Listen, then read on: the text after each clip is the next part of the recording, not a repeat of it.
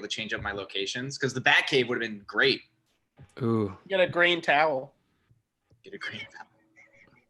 Amazon. Specifically, I'm not using a green screen. I tried doing that once.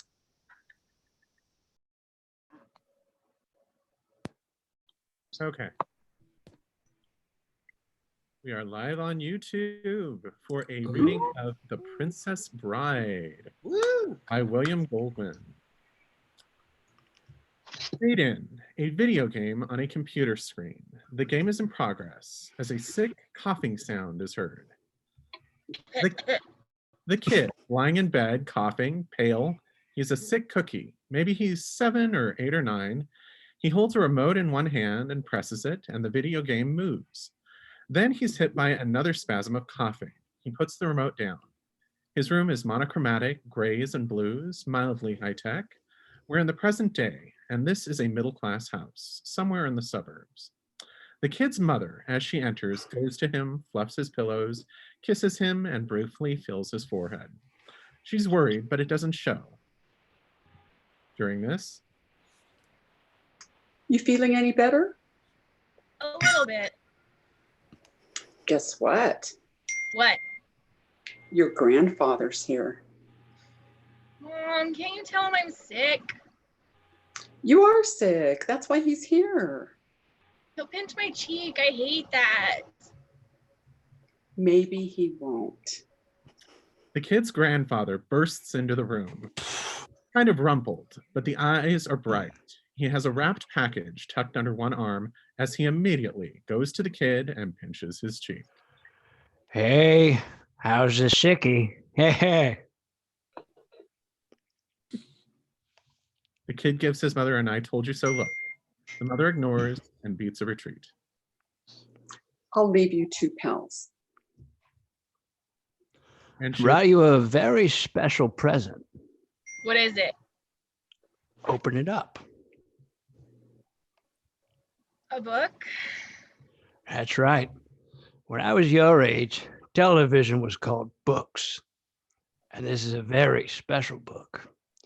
It was a book my father used to read to me when I was sick. And I used to read it to your father. And today, I'm going to read it to you. Has it got any sports in it? Are you kidding? Fencing, fighting, torture, revenge, giants, monsters, chases, escapes, true love, miracles. Doesn't sound too bad. I'll try and stay awake. Oh, thank you very much. It's very nice of you. Your vote of confidence is overwhelming. All right. Princess Bride by S. Morgenstern. Chapter 1. Buttercup was raised on a small farm in the country of Florin. Her favorite pastimes were riding her horse and tormenting the farm boy that worked there. His name was Wesley, but she never called him that. Isn't that a wonderful beginning? Yeah, it's really good. Nothing gave Buttercup as much pleasure as ordering Wesley around. We have faded to Buttercup's farm. Buttercup is standing, holding the reins of her horse, while in the background, Wesley, in the stable doorway, looks at her. Buttercup is in her late teens, doesn't care much about clothes, and she hates brushing her long hair. So she isn't as attractive as she might be, but she's still probably the most beautiful woman in the world. Farm boy, polish my horse's saddle. I want to see my face shining in it in the morning.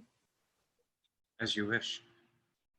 Wesley is perhaps half a dozen years older than Buttercup, and maybe as handsome as she is beautiful.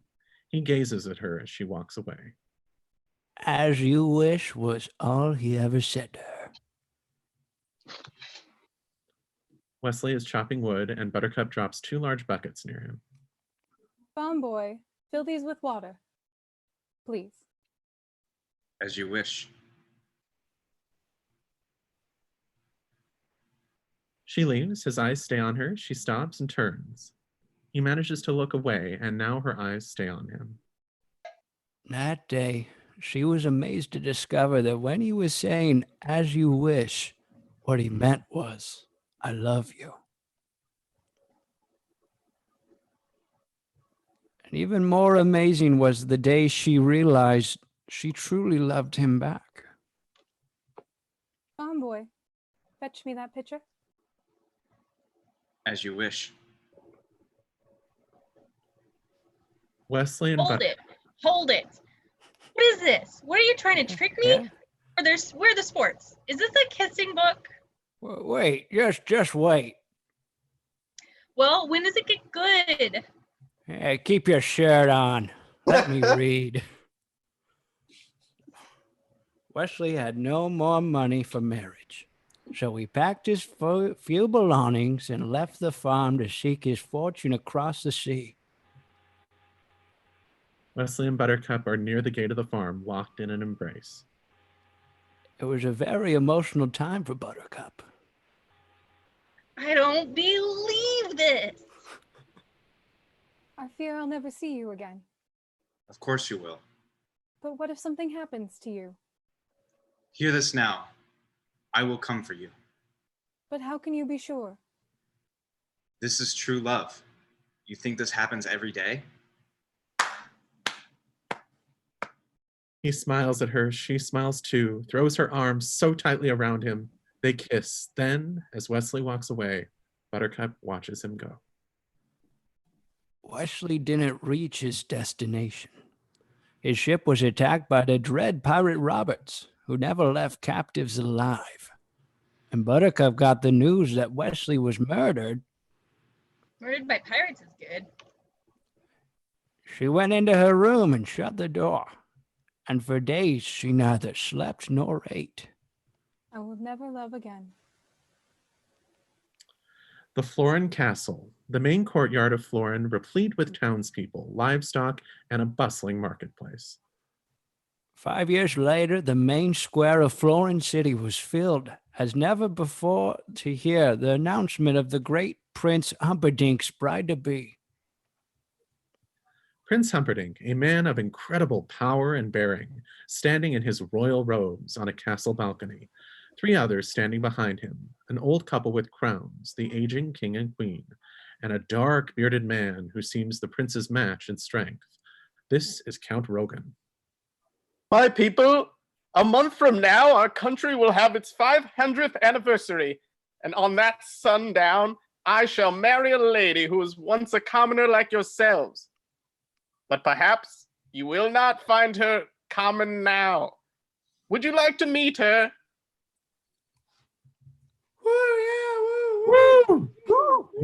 Yes, please. My people, the Princess Buttercup. Oh. The crowd, and they do a very strange thing. With no instruction at all, they suddenly go to their knees, great waves of people kneeling. Buttercup, terribly moved, she stands immobile among her subjects, blinking back tears. Hold on her beauty for a moment. Buttercup's emptiness consumed her. Although the law of the land gave Humperdinck the right to choose his bride, she did not love him. In the woodlands, Buttercup is barreling along, controlling her horse easily. Despite Humperdinck's reassurance, she would grow to love him. The only joy she found was in her daily ride. In a wooded glen, Buttercup suddenly reins in her horse. A word, my lady. There are 3 men standing close together in the path. Beyond them can be seen the waters of the Florin Channel. The 3 men are not your everyday commuter types. Standing in front is a tiny man with the most angelic face. He is a Sicilian, and his name is Vicini. Beside him is a Spaniard, erect and taut as a blade of steel. His name is Inigo Montoya.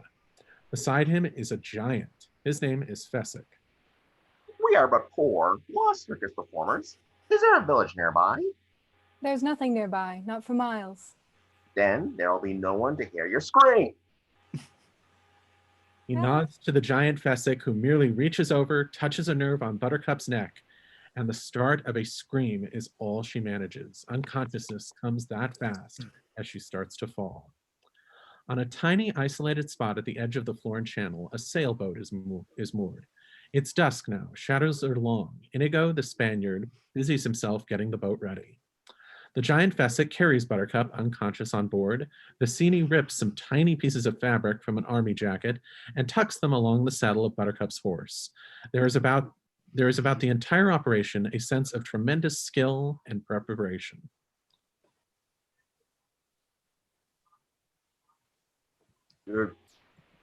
What is that you're ripping? It's fabric from the uniform of an army officer of Gilder. Who's Gilder? The country across the sea is sworn enemy of Warren. Go! The horse takes off. Once the horse reaches the castle, the fabric will make the prince suspect the Gilderians have abducted his love. When he finds her body dead on the Gilder frontier, his suspicions will be totally confirmed. You never said anything about killing anybody. I've hired you to help me start a war. That's a prestigious line of work with a long and glorious tradition. I just don't think it's right, killing an innocent girl. Am I going mad, or did a word think escape your lips? You were not hired for your brains, you hippopotamus landmass. I agree with Physic. Oh, the sod has spoken. What happens to her is not truly your concern. I will kill her. And remember this, never forget this. Inigo and Fessick as Vicini advances toward them. When I found you, you were so slobbering drunk, you couldn't buy brandy. And you, friendless, brainless, helpless, hopeless, you want me to send you back to where you were, unemployed, to Greenland? During this, Inigo has gone close to Fessick, who is very distressed at the insult he's just received. As Inigo casts off, At Vizini, he can fuss. Fuss. Fuss. I think he'd like to scream at us. Probably he means no harm. He's really very short on charm. Oh, you've got a great gift for rhyme. Yes. Some of the time. Enough of that. as we sail off, we hear their voices. Physic, are there rocks ahead? If there are, we'll all be dead. No more rhymes now. I made it. Anybody want a peanut? The sailboat is racing across the dark waters. Inigo is at the helm. Fessick stands near the body of the princess, whose eyelids flutter slightly. Or do they? Vicini sits motionless. The waves are higher. There are only occasional flashes of moon slanting down between the clouds. We'll reach the cliffs by dawn. Why are you doing that? Making sure nobody's following us. That would be inconceivable. Despite what you think, you will be caught. And when you are, the prince will see you all hanged. Of all the necks on this boat, Highness, the one you should be worrying about is your own. Stop doing that. We can all relax. It's almost over. You're sure nobody's following us? As I told you, it would be absolutely totally in all other ways inconceivable. No one in Gilders knows what we've done, and no one in Foreign could have gotten here so fast. Out of curiosity, why do you ask? No reason. It's only I just happened to look behind us and something is there. What? And suddenly the three whirl and stare back at the darkness behind them. It's hard to see. The moon is behind the clouds now, but the wind whistles and the waves pound. And suddenly it's all gone ominous. Inigo, Fessick, and Vicini, squinting back, trying desperately to see. At this moment, they are holding their breaths.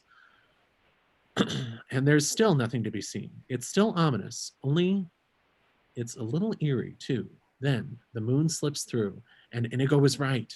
Something is very much there. A sailboat, black, with a great billowing sail, black. It's a good distance behind them, but it's coming like hell, closing the gap. Inigo, Fessick, and Vicini continue staring at the boat. Probably some local fishermen out for a pleasure cruise at night through eel-infested waters. And now a sound comes from their boat. As they turn away, Buttercup has dived into the water and is starting to swim away. Go in! Get after her! I don't swim. I only doggy paddle. Bear left! Buttercup is still close to the boat and switching from a crawl to a silent breaststroke. The wind dies And as it does, something new is heard. A not too distant, high-pitched shrieking sound. Buttercup stops suddenly and treads in the water. Do you know what that sound is, Highness? Those are the shrieking eels. If you doubt me, just wait. They always grow louder when they are about to feed on human flesh. Buttercup is treading in the water, still not far from the boat. The shrieking sounds are getting louder and more terrifying. Buttercup stays silent. If you swim back now, I promise no harm will come to you. I doubt you will get such an offer from the eels. Buttercup is a gutsy girl. The shrieking sound is louder still, but she doesn't make a sound. Behind her now, something dark and gigantic slithers past. She's scared, sure, petrified. Who wouldn't be? But she makes no reply. And now a shrieking eel has zeroed in on her. And now she sees it a short distance away, circling, starting to close. And Buttercup is frozen, trying not to make a movement of any kind. And the eel slithers closer and closer. And Buttercup knows it now. There's nothing she can do. It's over. It's all over. And now the eel opens its mouth wide, and it's never made such a noise. And its great jaws are about to clamp down.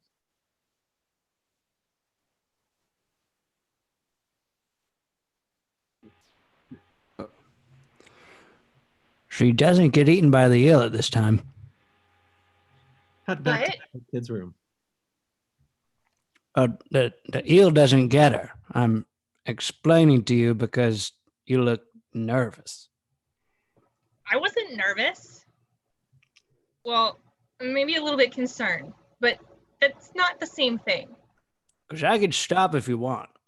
No, you could read a little bit more if you want. Do you know what that sound is, Highness? Those are the shrieking eels. We're past that, Grandpa. You read that already. Oh, my goodness. I did. I'm sorry. Beg your pardon. All right. Let's see. She was in the water. The eel was coming after her. She was frightened. The eel started to charge, and then... A giant arm pounding the eel unconscious is one move, then easily lifting Buttercup. Pull back to reveal the boat and Fessick, Buttercup being deposited on the deck. Put her down, just put her down. I think he's getting closer. He's no concern of ours. Sail on. I suppose you think you're brave, don't you? Only compared to some. The boat is at dawn, being followed closely by the black sailboat, which we can see for the first time is being sailed by a man in black, and his boat almost seems to be flying. Look, he's right on top of us. I wonder if he's using the same wind we are using. Whoever he is, he's too late. See? The cliffs of insanity. The cliffs of insanity, they rise straight up, sheer from the water, impossibly high. The two sailboats in a wild race for the cliffs, and the man in black is closing faster than ever, but not fast enough. The lead was too great to overcome, and as Inigo sails with great precision straight at the cliffs. The boat is still being pursued. Hurry up, move the thing. The other thing, move it. We're safe. Only Fezzik is strong enough to go up our way. He'll have to sail around for hours till he finds a harbor. There's much activity going on, all of it swift, expert, economical. Fessick reaches up along the cliff face, grabs a jutting rock, and reaches behind it. Suddenly, there is a thick rope in his hands. He drops back to the boat and gives the rope a freeing swing. And the cliffs, the ropes go all the way to the top. Hurrying to Fessick, he straps a harness to him, then lifts Buttercup and Vicini into the harness. Finally, he himself gets in the harness, and all three are strapped to Fessick like papooses. And he starts to ascend the rope, carrying them all along with him as he goes. The man in black, sailing in towards the cliffs of insanity, while Fessick rises swiftly through the first moments of dawn. Fessick's group is only faintly visible far below. This is the first time we've gotten the real vertigo feeling, and it's Gasper. Fessick is climbing on and on. Buttercup is almost out of her mind with fear. Fessick is moving right along. However high they are, he's already over a third of the way done. The man in black leaps from his ship and to the rope, starting to climb. He's impossibly far behind, but the way he goes, you'd think he didn't know that because he is flying up the rope, hand over hand, like lightning. Vicini and the other. He's climbing the rope, And he's gaining on us. Inconceivable! Fessick increases the pace. The man in black is roaring up the rope. And in a long shot, the man in black is cutting deeply into Fessick's lead. Faster! I thought I was going faster. You're supposed to be this colossus. You're this great legendary thing to get these gains. Well, I'm only carrying 3 people, and he's only got himself. I do not accept excuses. I'm just going to have to find myself a new giant, that's all. Don't say that, Bassini, please. And his arms begin moving much more slowly. The man in black, his arms still were at work as before. If anything, he has speeded up. Fessick's lead is smaller and smaller. The view from the top of the cliffs, maybe 100 feet for Fessick to go, maybe more. Bassini and the others, and it's getting too close now. Did I make it? Oh. Can I make it clear that your job is at stake? Man in black is less than 100 feet behind, and he's still gaining. Bassini leaps off and takes out a knife and begins to cut the rope, which is tied around a great rock, while Inigo helps the princess to her feet, and Fessick just stands around, waiting for someone to tell him to do something. Nearby are some stone ruins. Once they might have been a fort. Now they kind of resemble Stonehenge. The man in black is only a few feet from the top, maybe less, maybe only 50, and his pace is as dazzling as before. Bassini continues to cut the rope. The rope slithers across the ground and out of sight towards the channel, like some great serpent at last going home. Fessick is standing with Inigo and Buttercup by the cliff's edge. He has very good arms. The man in black is still hanging, suspended hundreds of feet in the air, holding the jagged rocks, desperately trying to cling to life. He didn't fall? Inconceivable! Keep using that word. I do not think it means what you think it means. My God, he's climbing. And so he is. Very slowly, he is picking his way upwards, sometimes a foot at a time, sometimes an inch. Whoever he is, he's obviously seen us with a princess and must therefore die. You carry her. We'll head straight for the Gilder frontier. Catch up when he's dead. If he falls, fine. Not the sword. Oh, hi. I want to duel him left-handed. You know what a hurry we're in? Well, it's the only way I can be satisfied. If I use my right, over too quickly. Oh, have it your way. The man in black is still creeping upward. Fessick goes to Inigo. You be careful. People in masks can't be trusted. I'm waiting. Inigo watches them depart and then turns and peers down over the cliffs. He watches a moment, then paces, shaking his hand loose. He practices a few of his own fencing skills. He is a taut and nervous fellow and has never been one for waiting around.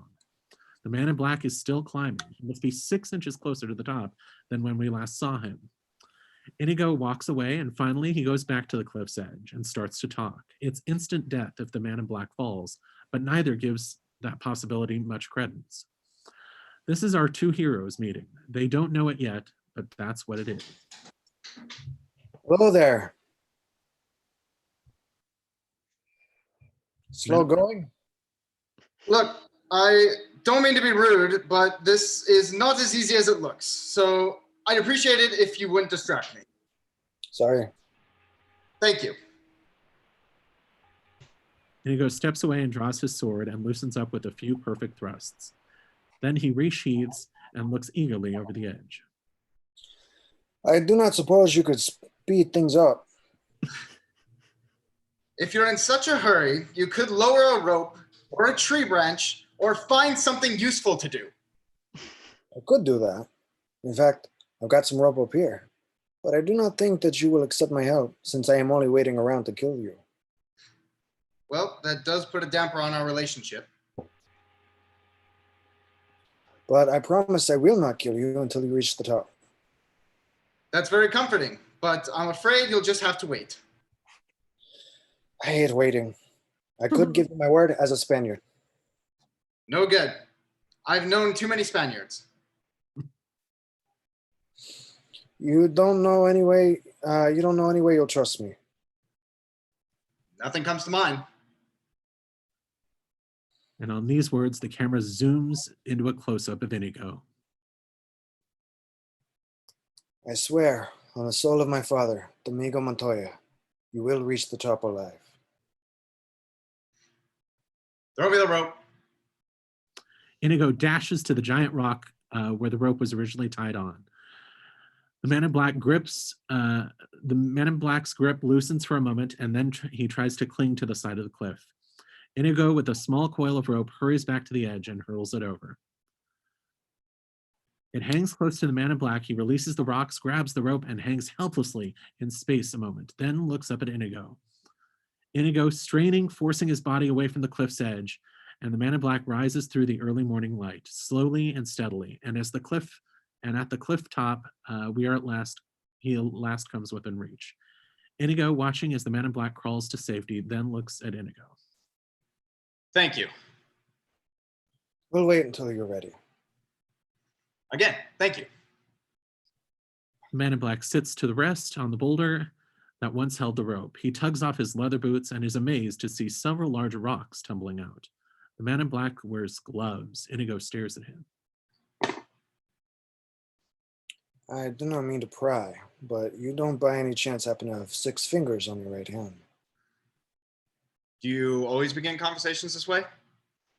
My father was slaughtered by a 6-fingered man. He was a great sword maker, my father. And when the 6-fingered man appeared and requested a special sword, my father took the job. He slaved a year before he was done. He hands his sword to the man in black. I've never seen its equal.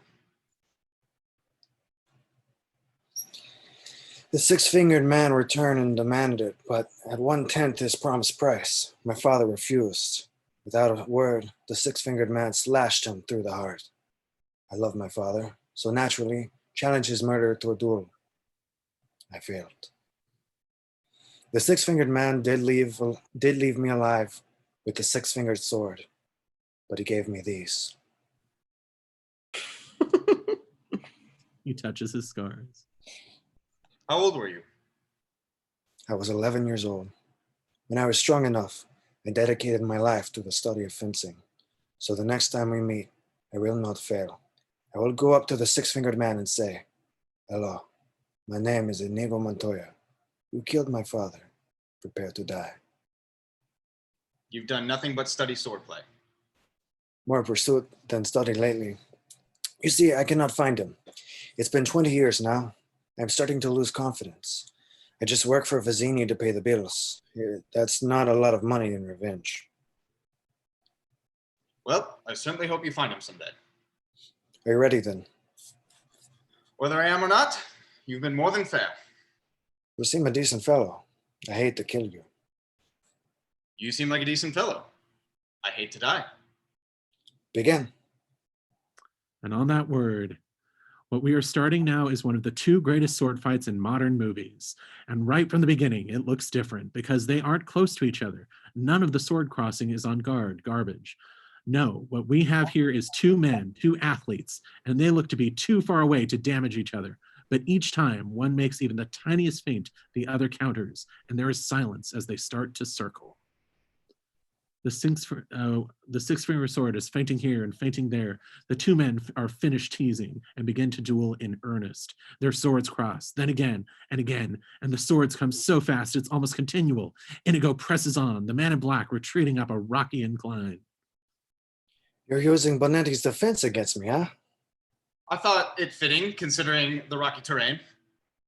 Naturally, you must expect me to attack with Capo Ferro. Naturally. But I find Debolt cancels out Capoferra. Don't you? The man in black is now perched at the edge of the elevated castle ruin. Now where to go? Nowhere to go. He jumps to the sand and Inigo stares down at him. Unless the enemy has studied his Agrippa.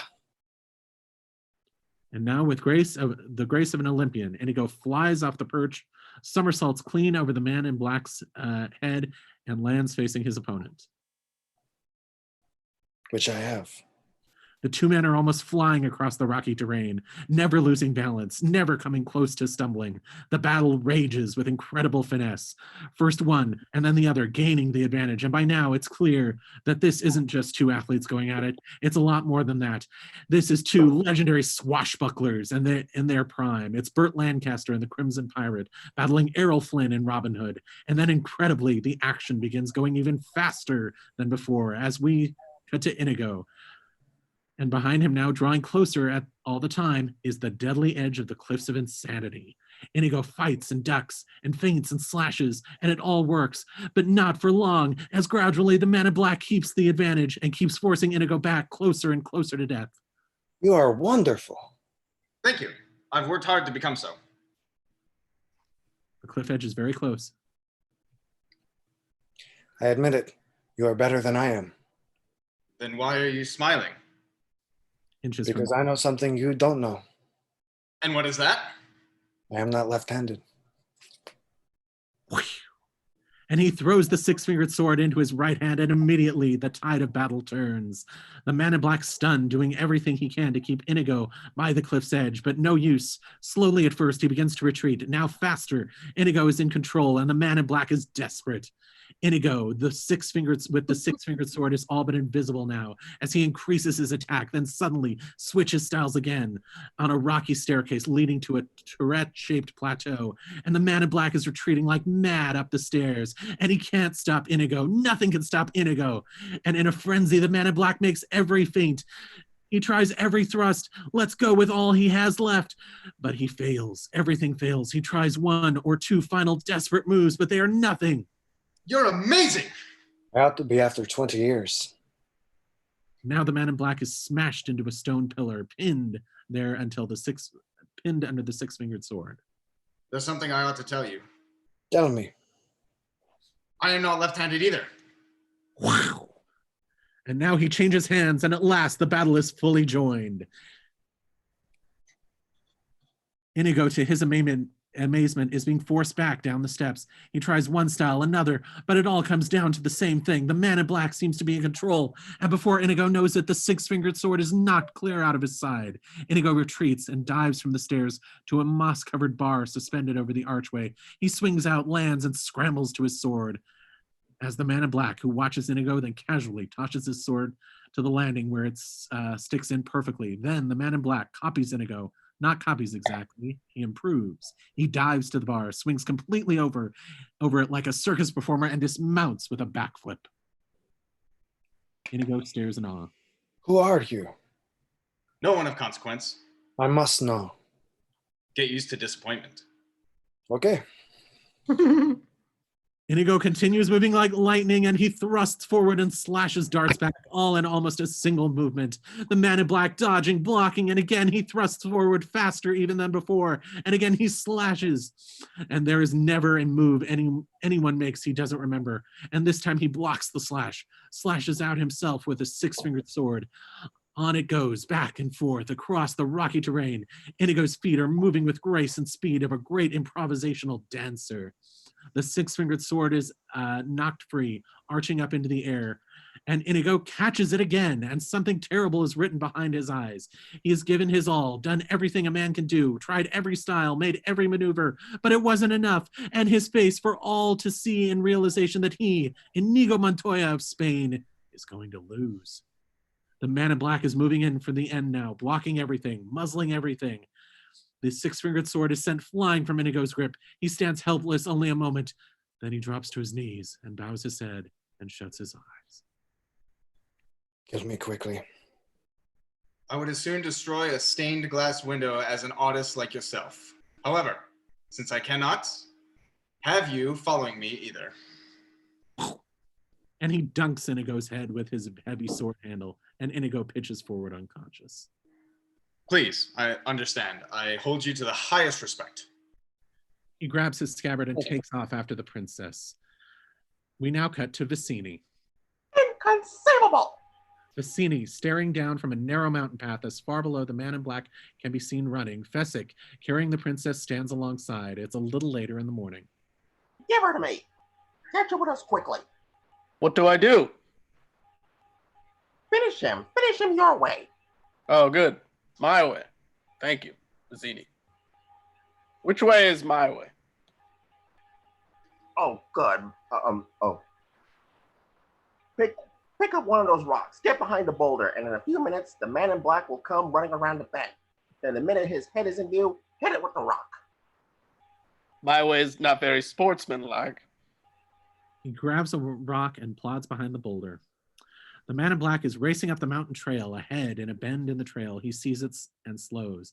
Then he stops, listening. Satisfied by the silence, he starts forward again, and as he rounds the bend, a rock flies into frame, shattering on a boulder inches in front of him. Fesic moves into the mountain path. He has picked up another rock and holds it lightly. I did that on purpose. I don't have to miss. I believe you. So what happens now? We face each other as God intended. Sportsmanlike. No tricks, no weapons, skill against skill alone. You mean you'll put your rock down, and I'll put down my sword, and we'll try to kill each other like civilized people? I could kill you now. Frankly, I think the odds are slightly in your favor. And hand fighting. It's not my fault being the biggest and the strongest. I don't even exercise. The mountain path. The man in black is not now and has never been a shrimp, but it's like he wasn't even there. Fesic towers over him so much. There is a moment's pause, and then the man in black dives at Fesic's chest and slams him several tremendous blows in the stomach and twists his arm severely, slips skillfully into a beautifully applied bear hug, and in general makes any number of terrific wrestling moves. Fesic just stands there, kind of taking in the scenery. Finally, the man in black pushes away and stares up at the giant. Look, are you just fiddling around with me or what? I just want you to feel like you're doing well. I hate for people to die embarrassed. The set begins again. Fesic jumps forward with stunning speed for anyone his size and reaches for the man in black, who drops to his knees, spins loose, and slips between the giant's legs. You're quick. And a good thing, too. Why do you wear a mask? Were you burned in acid or something like that? Oh no, it's just that you're terribly comfortable. I think everyone will be wearing them in the future. Why? Because of a pandemic or something? Oh my God.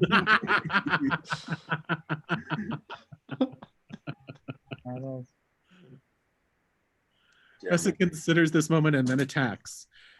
If he moved quickly last time, this time he is blinding as the man in black slips down to avoid the charge. Fesic moves right with him, only instead of twisting free and jumping to his feet, this time the man in black jumps for Fesic's back, and in a moment he is riding him, and his arms have Fesic's throat, locked across Fesic's windpipe, one in front, one in back. The man in black begins to squeeze tighter and tighter. I just figured out why you give me so much trouble. Fesic charges toward a huge rock that lines the path, and just as he reaches it, he spins his giant body so that the entire weight of the charge is taking the man in black. The man in black, the power of the charge is terrible. The pain is enormous, but he clings to his grip as Fesic's windpipe. Why is that, do you think? Well, I haven't fought just one person for so long. I've been specializing in groups, battling gangs for local charities, that kind of thing. I love this movie so much. Again, Fesic charges slower this time, but it's still a charge. And again, he spins and creams the man in black against the rough boulder. The punishment is terrible, and for a moment, it seems as if he is going to let go of Fesic's windpipe and crumble, but he doesn't. He holds on. Why should that make such a difference? Well, you see, you use different moves when you're fighting half a dozen people than when you only have to be worried about one. Fesic slams the man in black against the boulder again, only this time his power has diminished, and Fesic starts to slowly collapse. There isn't much breath coming. The man in black is holding his grip as Fesic tries to stand, halfway makes it, but there is no air. Back to his knees, he falls and holds for a moment and pitches down to all fours. The man in black increases the pressure. Fesic tries to crawl, but there is just no air, no air. Fesic goes to the earth and lies still. I don't envy you the headache you will have when you wake. But in the meantime, rest well and dream of large women. Mm. He nimbly scoops up his sword with his foot, catches it, and he dashes off along the mountain path. Cut to Prince Humperdinck as he slips his boot into a footprint in the sand. Count Rogan is mounted and watches. Behind him, half a dozen armed warriors, also mounted. A great white horse waits riderless in front. Humperdinck is all over the rocky ground, and maybe he isn't the best hunter in the world. Then again, maybe he is. Because as he begins to put his feet into the strange positions, we realize that what he is doing is miming the fencers. There was a mighty duel.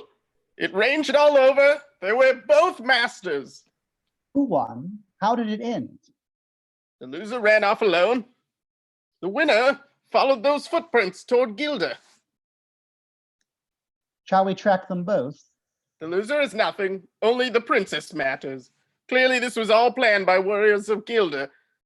We must be ready for whatever lies ahead. Could this be a trap? I always think everything could be a trap, which is why I'm still alive. And he gallops off. The man in black is cresting the peak of the mountain.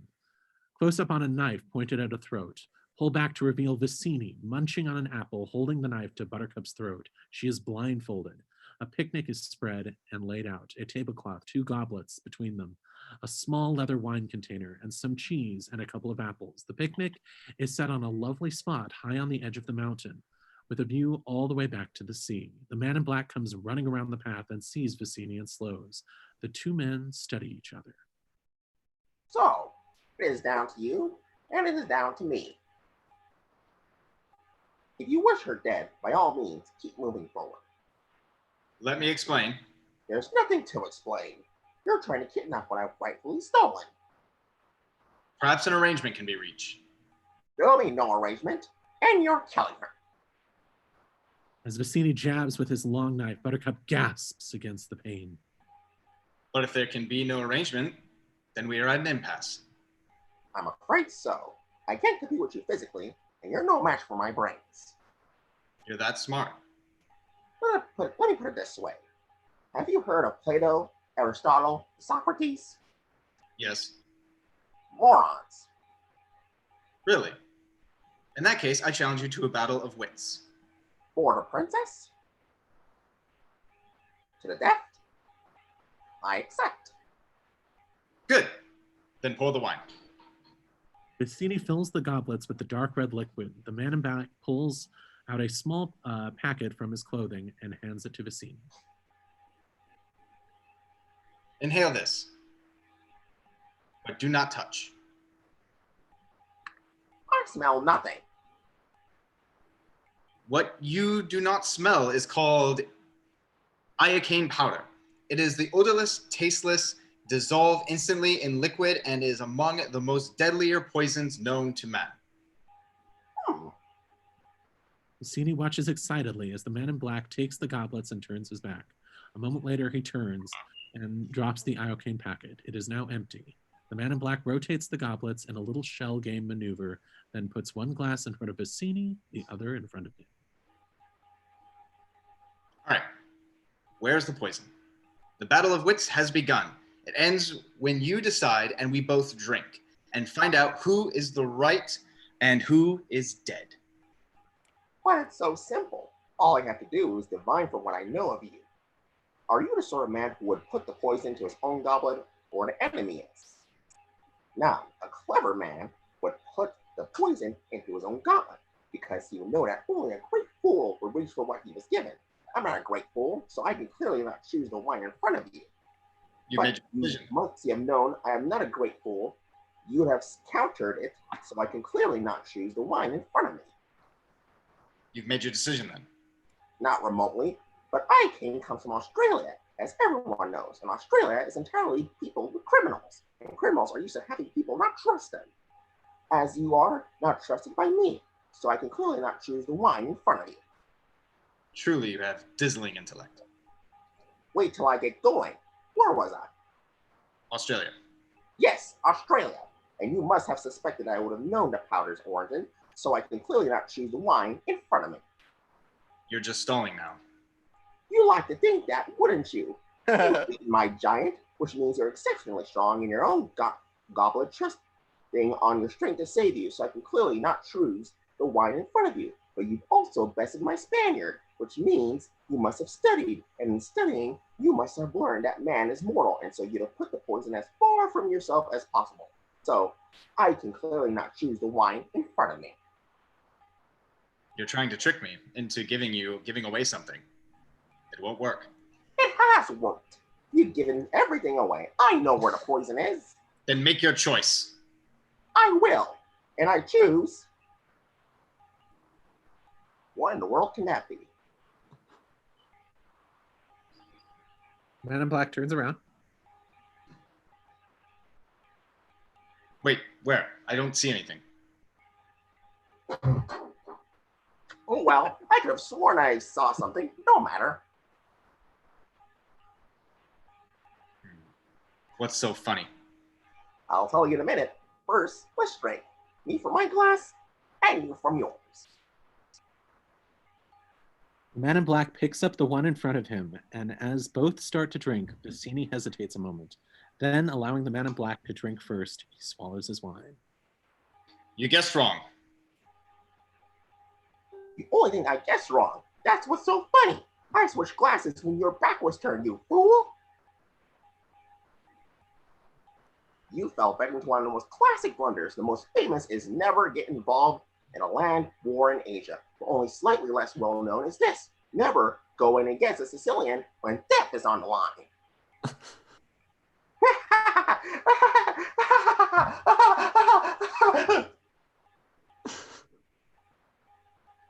And he falls down dead, the man in black stepping past the corpse, taking the blindfolded bindings off of Buttercup, who notices Bassini is then dead.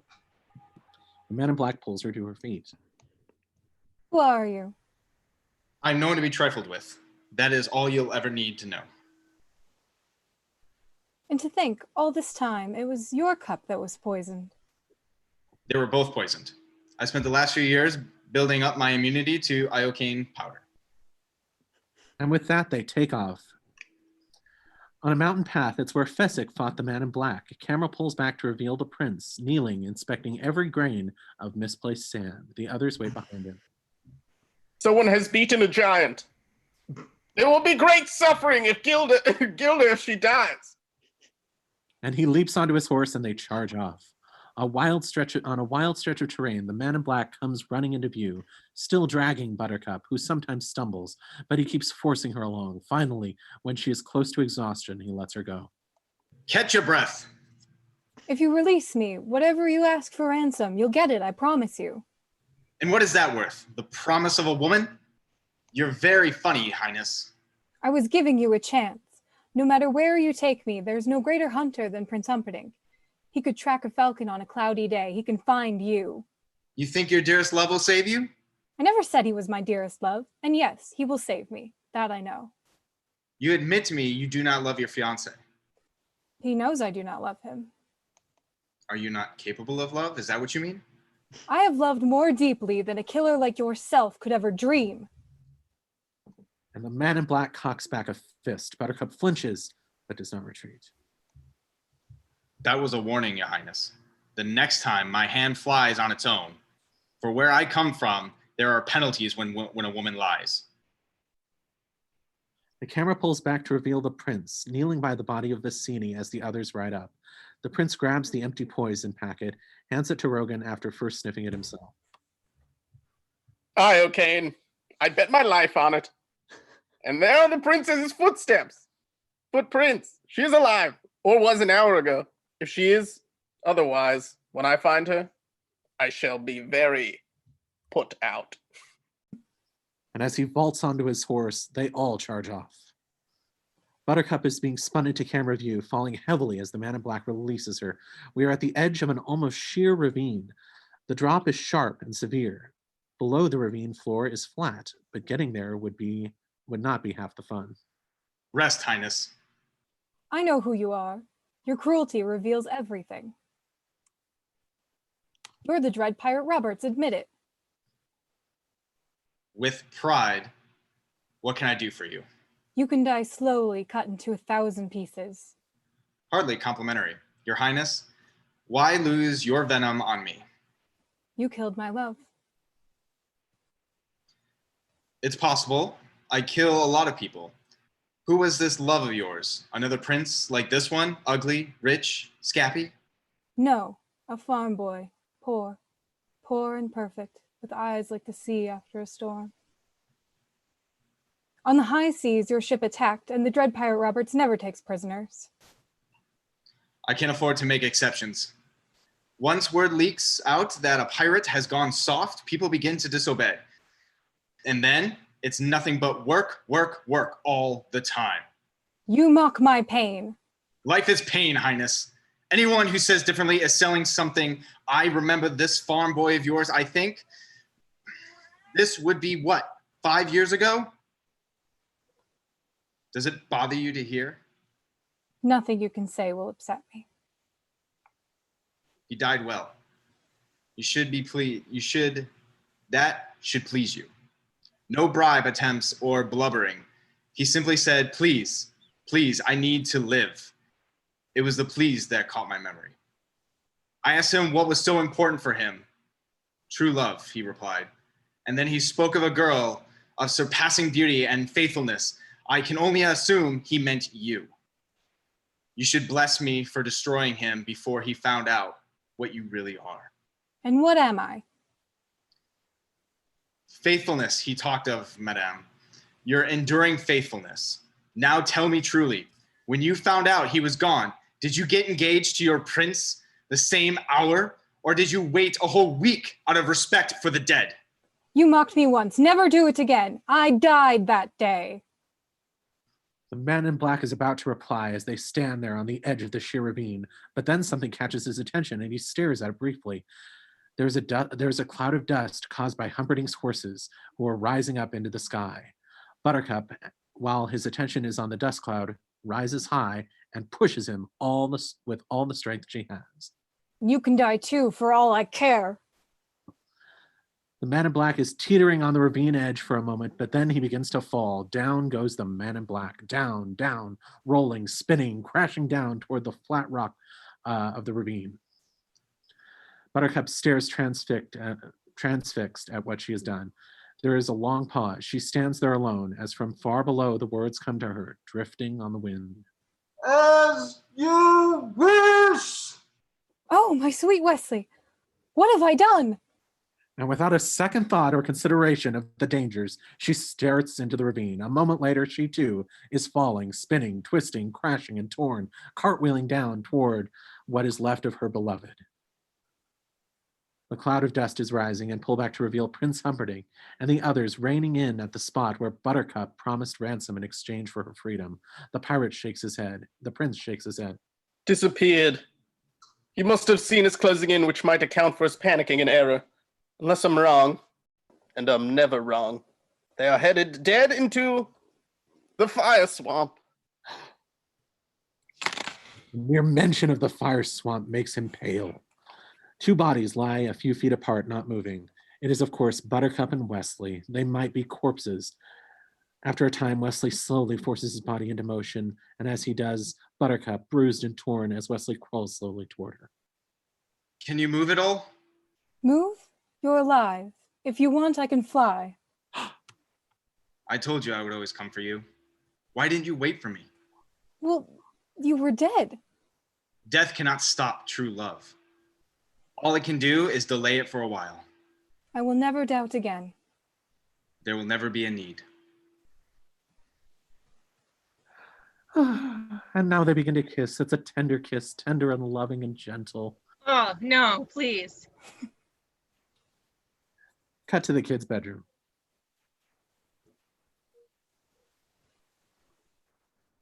Clinton's muted. What is it? What's the matter? They're kissing again. Do we have to hear the kissing part? Someday you might not mind it as much. Skip onto the fire swamp. That sounded good.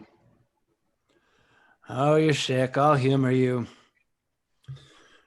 So now, where were we here? Yeah. Okay. Wesley and Buttercup raced along the ravine floor. Wesley and Buttercup are racing along the ravine floor, and Wesley glances up. Humperdinck and his men are perched at the top of the cliff. Ha! Your pig fiance is too late. A few more steps, and we'll be safe in the fire swamp. Buttercup and Wesley have tried to Wesley tried to say it in a chevalier-like nonchalance, but she ain't buying. We'll never survive. Nonsense. You're only saying that because no one ever has. And as they race off, leaving Humperdinck and his men stranded, defeated. The fire swamp. And it really doesn't look any worse than any other moist, sulfurous, infernal horde you might run across. Great trees block the sun. Wesley and Buttercup enter. Buttercup is clearly panicked, and maybe Wesley is too, but he moves jauntily along, sword in hand. It's not that bad. I'm not saying I'd like to build a summer home here, but the trees are actually quite lovely. The giant trees, thick and black and green, look ominous as hell, and they shield all but intermittent stripes of sun. A giant spurt of flame leaps up, preceded by a slight popping sound, and this particular spurt of flame misses Wesley, but Buttercup is suddenly on fire, at least the lower half of her is. Wesley instantly forces Buttercup to sit, and gathering her flaming ham in his hands, does his best to suffocate the fire. This isn't all that easy, and it causes him a bit of grief, but he does his best to sound as jaunt as before. Well, that was an adventure. Singed a bit, were you? You? On the swamp floor, as there is another pumping sound, Wesley grabs Buttercup and pulls her aside to safety as another great spun of flame suddenly shoots up. Well, one thing I will say, the fire swamp certainly does keep you on your toes. Buttercup is frozen with fear. He takes her hand and gently leads her forward. The two of them move slowly along through a particularly dangerous part of the fire swamp. It's later now. The sun slants down at a slightly different angle. This will all soon be but a happy memory because Robert's ship, Revenge, is anchored at the far end. And I, as you know, am Robert's. But how is that possible, since he's been marauding 20 years and you only left me 5 years ago? I myself am often surprised at life's little quirks. There's again a popping sound, then a huge spurt of flame. Wesley simply picks up Buttercup and they walk along. He moves her out of danger and puts her back down, and goes right on talking without missing a beat. You see, what I told you before about saying please was true. It intrigued Roberts, as did my descriptions of your beauty. There are some hideous vines. They look like they could be flesh-eating. Wesley takes his sword and slices a path for them to follow. The vines groan as they fall. He's been chatting away the entire time. Finally, Roberts decided something. He said, all right, Wesley, I've never had a valet, so you can try for tonight. I'll most likely kill you in the morning. 3 years, he said that. Good night, Wesley. Good work. Sleep well. I'll most likely kill you in the morning. It was a fine time for me. I was learning to fence, to fight, anything anyone would teach me. And Roberts and I eventually became friends, and then it happened. What? Go on. Well, Roberts had grown so rich, he wanted to retire. So he took me to the cabin and told me this secret.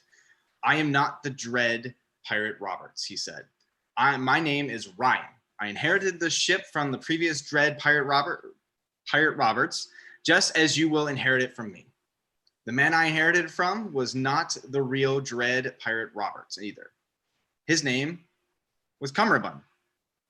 The real Roberts has even retired 15 years and living like a king in Patagonia.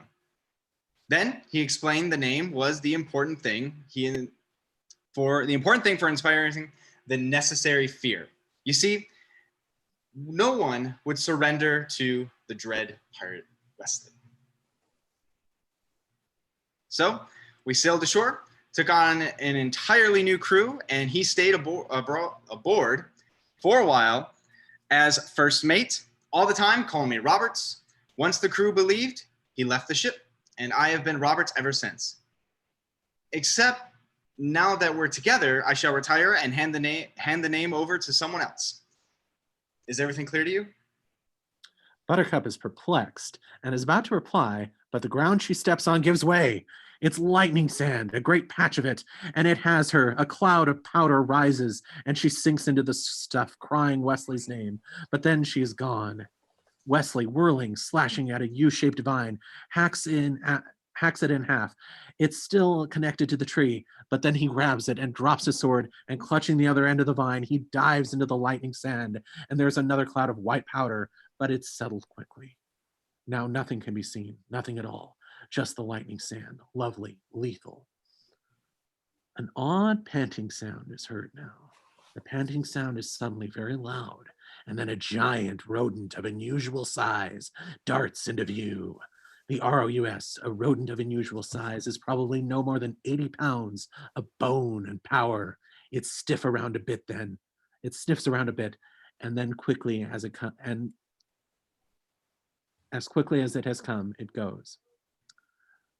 The lightning sand, Wesley lunges long past the bursting point, explodes out. He has Buttercup across his shoulders, and as he pulls to the edge of the lightning sand pit, he uses the vine.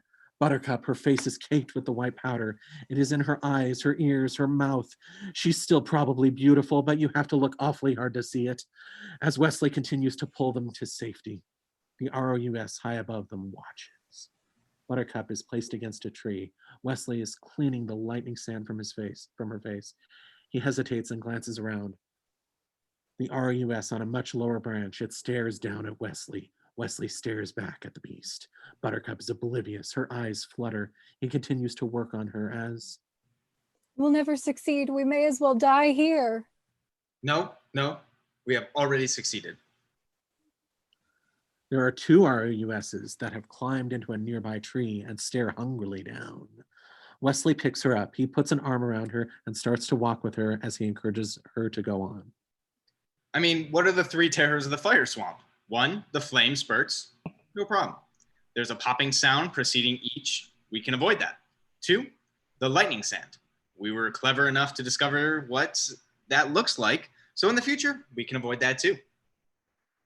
Wesley, what about the ROUSs? Rodents of unusual size? I don't think they exist. And as he says that, the ROUS comes flying at him from off screen.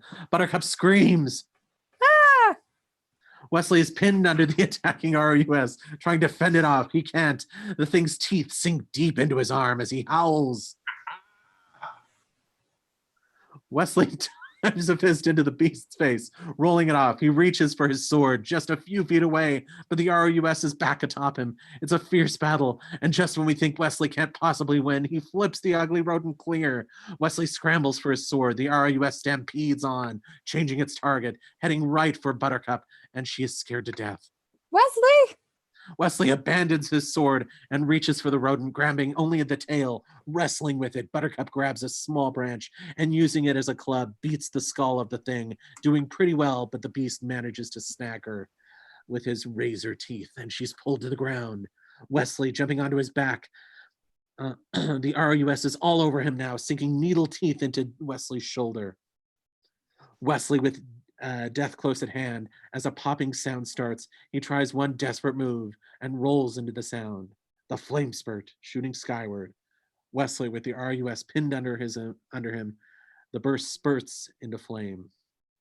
It lets go, and Wesley rolls safely free, grabs his sword, and exhaustedly stabs the ROUS, which is trying to put itself out. The ROUS collapses dead. Wesley stands motionless, exhausted. The danger has passed.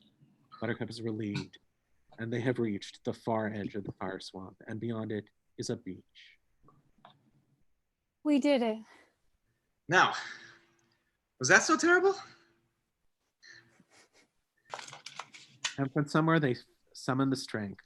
Something we hadn't expected. Humperdinck on his horse, Rogan beside him, 3 warriors armed and ready are mounted in formation behind him. Buttercup and Wesley are at the edge of the fire swamp, about to leave when they are stopped. Buttercup looks beyond exhaustion. Wesley looks worse. Surrender! You mean to wish to surrender to me? Very well, I accept. I give you full marks for bravery. Don't make yourself a fool. Ah, but how will you capture us? We know the secrets of the fire swamp. We can live there quite happily for some time. So whenever you feel like dying, feel free to come visit. I tell you once again, surrender. It will not happen.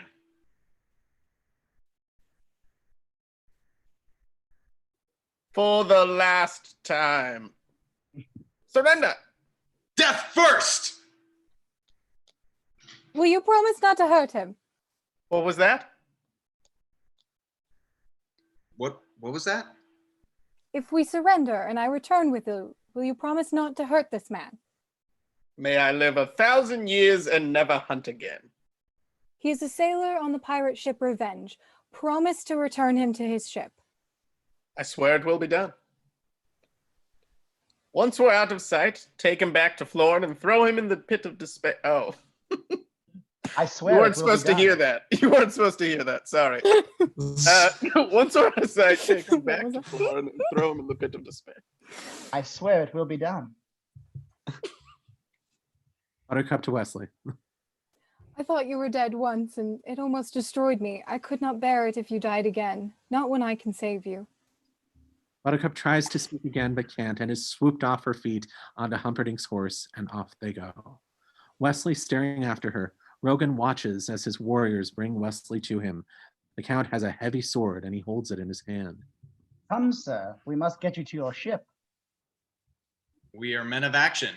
Lies do not become us. Well spoken, sir. What is it? You have 6 fingers on your right hand. Someone was looking for you. Count Rogan clubs Wesley hard across the skull. Wesley starts to fall. The screen goes black.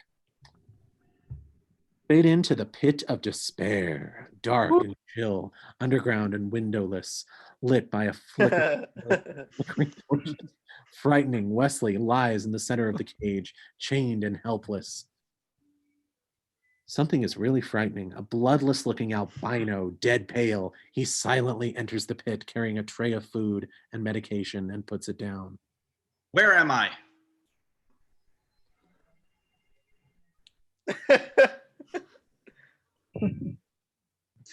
Karina's muted. Karina. Try it again. That was me. Or Eric, yeah. I'm not albino. Yeah, no, Eric is. Sorry. Try it again.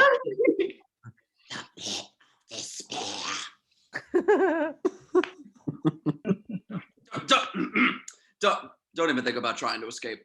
The chains are far too thick. And don't even dream of being rescued either. The only way is secret. And only the prince, the count, and I know how to get in or out. Then I'm here to die? Till I kill you, yeah. Then why bother cursing me? The prince and the count always insist on everyone being healthy before they're broken. So it's to be tortured.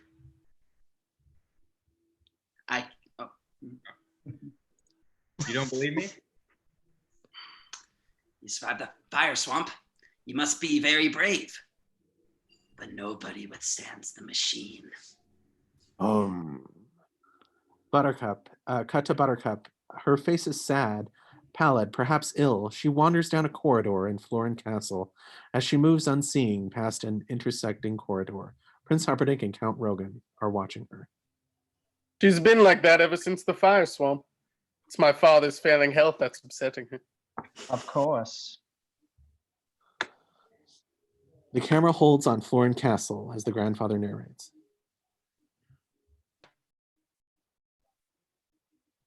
The king died that very night, and before the following dawn, Buttercup and Humperdinck were married. The main square of Florin Castle. And if we thought it was packed before, we didn't know how many more could fit in this courtyard. Humperdinck, Rogan, and the Queen stand high on the balcony. And at noon, she met her subjects again, this time as their queen.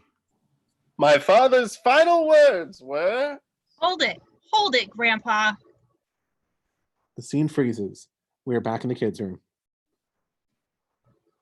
You read that wrong. She doesn't marry Humperdinck. She marries Wesley. I'm sure of it. After all that Wesley did for her, if she does not marry him, it wouldn't be fair. Well, who says life is fair? Where is that written? Life isn't always fair. I'm telling you, you're messing up the story. Now get it right. Do you want me to go on with this? Yes. All right, then. No more interruptions. At noon, she met her subjects again, this time as their queen. My father's final words were, "Love her as I've loved her, and there will be joy." I present to you your queen, Queen Buttercup. The crowd is gigantic. In the archway we saw before, Buttercup emerges. The crowd suddenly going to its knees, wave after wave of silent kneeling people, all of them down. Buttercup is touched as she was before, but then she seems stunned as we see someone booing. Boo! Boo! Booing gets louder as an ancient woman approaches Buttercup through the crowd, booing every step of the way. Why do you do this? Because you had love in your hands and you gave it up. But they would have killed Wesley if I hadn't done it. Your true love lives, and you marry another. True love saved her in the fire swamp, and she treated it like garbage. And that's what she is, the queen of refuse. So bow down to her if you want. Bow to her. Bow to the queen of slime, the queen of filth, the queen of putrescence. Boo! Boo! Boo! Boo! Filth! Slime! Muck! Boo! Boo! Boo! You were born for that role. Yeah, that's perfect. Buttercup comes out of her nightmare, alone in her castle bedroom, as she frantically grabs her robe and starts to run. It was 10 days till the wedding. The king still lived, but Buttercup's nightmares were growing steadily worse. See, didn't I tell you she'd never marry that rotten Humperdinck? Yeah, you're very smart. Shut up. Buttercup bursts into Humperdinck's chambers. It comes to this. I love Wesley. I always have. I know now I always will. If you tell me I must marry you in 10 days, please believe I will be dead by morning. I could never cause you grief. Consider our wedding off. You return Wesley to his ship. Yes. Then we will simply alert him. Beloved, are you certain he still wants you? After all, it was you who did the leaving in the fire swamp. Not to mention that pirates are not known to be men of their words. My Wesley will always come for me. I suggest a deal. You write 4 copies of a letter. I'll send my 4 fastest ships, 1 in each direction. The dread pirate Roberts is always close to Florin this time of year. We'll run up the white flag and deliver your message. If Wesley wants you, bless you both. If not, please consider me an alternative to suicide. Are we agreed? Cut to a thick grove of trees. The trees are unusual in one respect. All of them are extraordinarily heavily knotted. Humperdinck and Rogan are walking into the grove. Your princess is really a winning creature. A trifle simple, perhaps, but her appeal is undeniable. Oh, I know. The people are quite taken with her. It's odd, but when I hired Vizzini to have her murdered on our engagement day, I thought that was clever. But it's going to be so much more moving when I strangle her on our wedding night. Once Gilda is blamed, the nation will be truly outraged. They'll demand we go to war. Now, where is that secret knot? It's impossible to find. Are you coming down to the pit? Wesley's got his strength back. I am starting him on the machine tonight. Tyrone, you know how much I love watching you work. But I've got my country's 500th anniversary to plan, my wedding to arrange, my wife to murder, and Gilda to frame for it. I'm swamped. Get some rest. If you haven't got your health, you haven't got anything. I love you. I love you too. Cut to an enormous thing. We can't tell quite what it is or what it does, but somehow it's unsettling. We reveal that it's Count Rogan dragging Wesley up alongside this thing with levers and wheels and wires. You name it, it's there.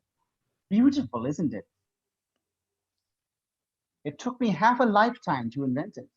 I'm sure you've discovered my deep and abiding interest in pain. At present, I'm writing the definitive work on the subject. So I want you to be totally honest with me on how the machine makes you feel. This being our first try, I'll use the lowest setting. Wesley has suction cups on his head and on his temples, on his heart and his hands and his feet. He says nothing and keeps control of himself. Count Rogan fiddling with his machine a moment more, and then he opens the floodgates. Water pours down the chute, turning the wheel, which in turn really gets the machine going. Wesley is lying on the table, and he's only flesh, and the chains are metal and thick. But such is his desperation, it almost seems he might break them. A terrible sound comes from his throat, an incessant gasping. It keeps on coming as finally Count Rogan switches off the machine. He picks up a large notebook and pen and sits in a chair. The noise of the machine subsides. Rogan opens up the book to a blank page. As you know, the concept of the suction pump is centuries old. Well, really, that's all this is, except that instead of sucking water, I'm sucking life. I've just sucked 1 year of your life away. I might one day go as high as 5, but I really don't know what that would do to you. So let's just start with what we have. What did this to you? Tell me. And remember, this is for posterity, so be honest. How do you feel?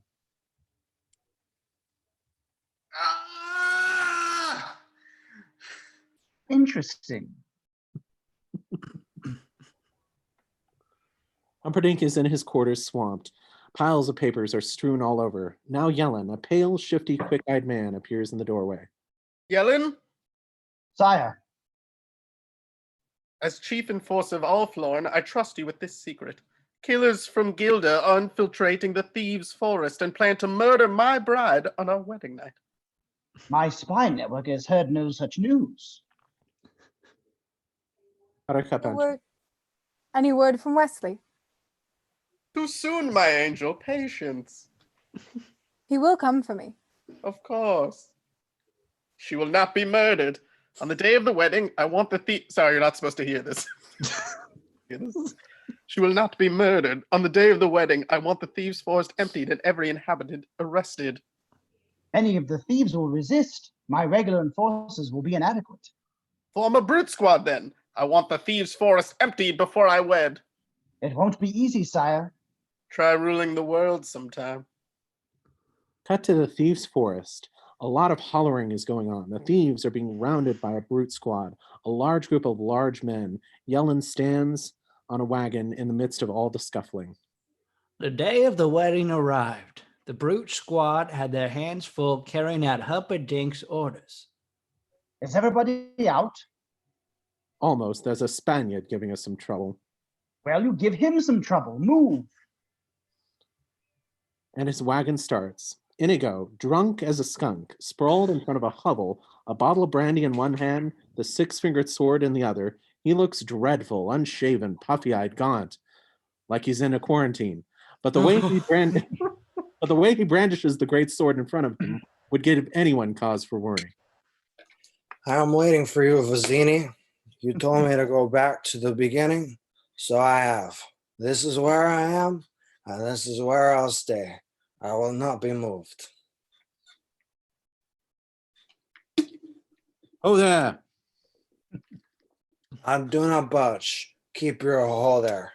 The prince gave orders. So did Vizzini. When a job went wrong, he went back to the beginning. And this is where we got the job. So it's the beginning. And I'm staying till Vizzini comes. You brute, come here. I'm waiting for Vizzini. You surely are a meanie. Hello. He pulls a hand on his back, a huge hand. He compares it to his own smaller one. Hello. It's you. True. And as the assistant brute is just about to club Inigo's brains out, Fessick lets fly with a stupendous punch. The assistant brute takes the full force of the blow, right in the chops. It's like he was shot from a cannon as he careens backwards out of sight across the street. There is a pause, then a crunching sound, and he clearly has come in contact with something hard and immobile. You don't look so good. You don't smell so good either. Perhaps not. I feel fine. Yeah. And so Fessick puts Inigo down. That's when Inigo faints, as he does, an empty alehouse in the thieves' quarters. Inigo sits slumped in a chair while Fessick spoons him some stew. Fezzik and Inigo were reunited, and as Fezzik nursed his inebriated friend back to health, he told Inigo of Vizzini's death and the existence of Count Rugen, the six-fingered man. Considering Inigo's lifelong search, he handled the news surprisingly well. He faints into his stew. Cut to two large tubs, one filled with steaming water, the other with water clearly of an icy nature. Without a word, Fessick stuffs Inigo's head into the icy water, then after a reasonable amount of time, pulls him out and ducks him into the steaming stuff. And a short time after that, he puts him back and forth and back and forth. Fezzik took care in reviving Inigo. That's enough. That's enough. Where is this Rugen so I may kill him? He's with the prince in the castle, but the castle is guarded by 30 men. How many could you handle? I don't think more than 10. That leaves 20 for me. At my best, I can never defeat that many. I need Vizzini to plan. I have no gift for strategy. But Vizzini is dead. No, not Vizzini. I need the man in black. What? Look, he bested you with strength, your greatness. He bested me with steel. He must have outthought Vizzini, and a man who can do that can plan my castle's onslaught any day. Let's go. Where? To find the man in black, obviously. But you don't know where he is. Don't bother me with trifles. After 20 years at last, my father's soul will be at peace. There will be blood tonight. In Prince Humperdinck's chambers, strewn with maps, etc., Yellen enters and kneels. Rise and report. The thieves' forest is emptied. 30 men guard the castle gate. Double it. My princess must be safe. The gate has but one key, and I carry that. Ah, my dulcet darling. Tonight we marry. Tomorrow morning your men will escort us to Florin Channel, where every ship in my armada waits to accompany us on our honeymoon. Every ship but the 4 fastest, you mean? Every ship but the 4 you sent? Yes, of course. Naturally, not those 4. Your Majesty. You never sent the ships. Don't bother lying. It doesn't matter. Wesley will come for me anyway. You're a silly girl. Yes, I am a silly girl, for not having seen sooner that you were nothing but a coward with a heart full of fear. I would not say such things if I were you. Why not? You can't hurt me. Wesley and I are joined by the bond of love, and you cannot track that.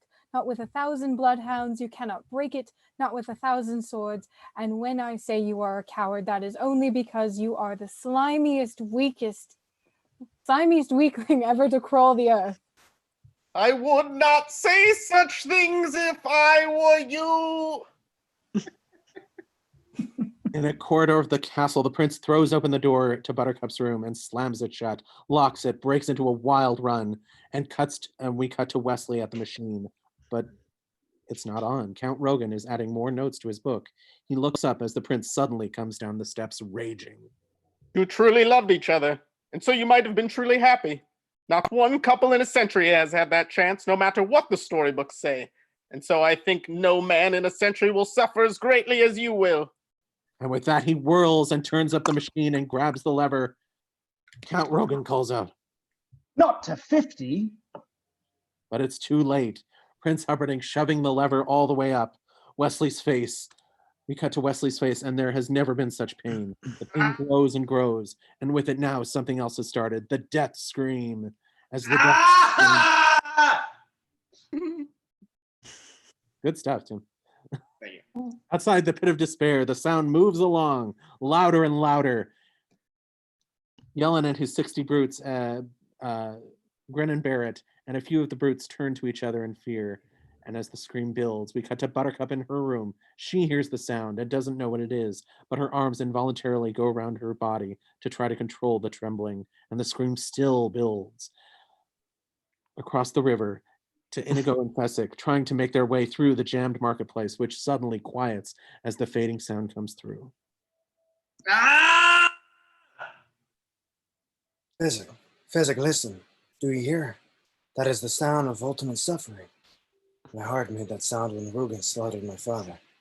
The man in black makes it now. Man in black? His true love is marrying another tonight. So who else has cause for ultimate suffering? Excuse me. Pardon me, it's important. Fezzik, please. Everybody move! And the crowd begins to fall away as he and Inigo start to track the fading sound. Thank you. In the grove of trees near the pit of despair, the albino appears, wheeling a barrow. Inigo, with his sword, pushes at his chest. Where is the man in black?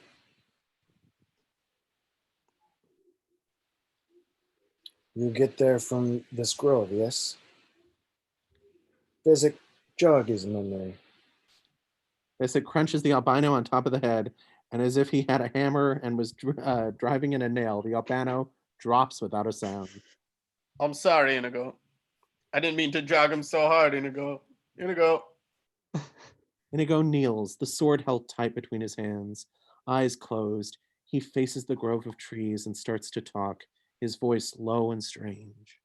Father, I have failed you for 20 years. Now our misery can end. Somewhere close by is a man who can help us. I cannot find him alone. I need you. I need you to guide my sword. Please. Guide my sword. Inigo's eyes are shut tight as he walks forward, the great sword held in his hands. Fezzik, frightened, follows close behind. The secret knot reveals the staircase. Inigo, walking blind through the grove of trees, moves to the secret knot and hesitates, then moves past it. Then Inigo stops. For a long moment, he stands frozen. Suddenly, he whirls, eyes still closed, and the sword strikes home dead center into a knot. And nothing. He has failed. In utter despair, he collapses against the tree, against the knot in the tree, against the knot in the tree. It slides away, revealing the staircase. Fezzik and Inigo look at each other and then start down. Wesley is dead on the machine. Fezzik leans over him, listening for a heartbeat. Then he looks at Inigo and shakes his head. He's dead. Justice not fair. Grandpa, wait. Wait, what did Fezzik mean he's dead? I mean, he didn't mean dead. He's only faking, right? You want me to read this or not? Who gets Humperdinck? I don't understand. Who kills Prince Humperdinck? At the end, somebody's got to do it. Is it Inigo? Who? Nobody kills him. He lives. You mean he wins? Jesus, Grandpa, what did you read me this thing for? You know, you've been very sick and you're taking this story very seriously. I think we better stop now. No, I'm okay. Sit down, all right? Okay. All right, now let's see. Where were we? Oh, yes. In the pit of despair. We're back in the pit. The same shot as before. Well, we Montoyas have never taken defeat easily. Come on, Fezzik, and bring the body. The body? Have you any money? I have a little. I just hope it's enough to buy a mirror. As Fezzik takes the corpse, he follows Inigo upstairs. Cut to a hovel at dusk. Inigo, Fezzik, and Wesley approach the door. They knock. From inside the hovel is a little man's voice.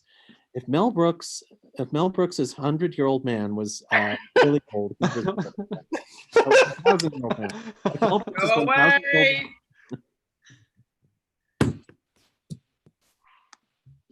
What? Are you the Miracle Max who worked for the king all those years? The king's stinking son fired me. And thank you so much for bringing up such a painful subject. While you're at it, why don't you give me a nice paper cut and pull lemon juice on it? We're closed!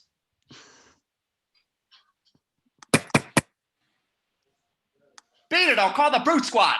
I'm on the brute squad. You are the brute squad. We need a miracle. It's very important. Look, I'm retired. Wait, where are we? Oh, look, I'm retired. And besides, why would you want someone the king's stinking son fired? I might kill whoever you wanted a miracle. He's already dead. Oh, yes, huh? I don't know. Just take a look. Bring him in. Inigo and Fessick hurry inside. Fessick carries Wesley, who is just starting to stiffen up a little. He lays Wesley down across a bench by the fireplace and picks Wesley's arm up and lets it drop limp. I've seen worse. Sir. Huh? We're really in a terrible rush. Don't rush me, Sonny. You rush a miracle, man. You get around miracles. You got money? 65. Whew. I never worked for so little, except once, but that was a very noble cause. This is noble, sir. His wife is crippled. His children are on the brink of starvation. Are you a rotten liar? I need him to help avenge my father, murdered these 20 years. Your first story was better. Where's that Bellows? He probably owes you money, huh? Well, I'll ask him. He's dead. He can't talk. Woo-hoo-hoo! Look who knows so much. Well, it just so happens that your friend here is only mostly dead. There's a big difference between mostly dead and all dead. Please open his mouth. Now, mostly dead is slightly alive. Now, all dead, well, there's only one thing that you can do. What's that? Go through his clothes and look for loose change.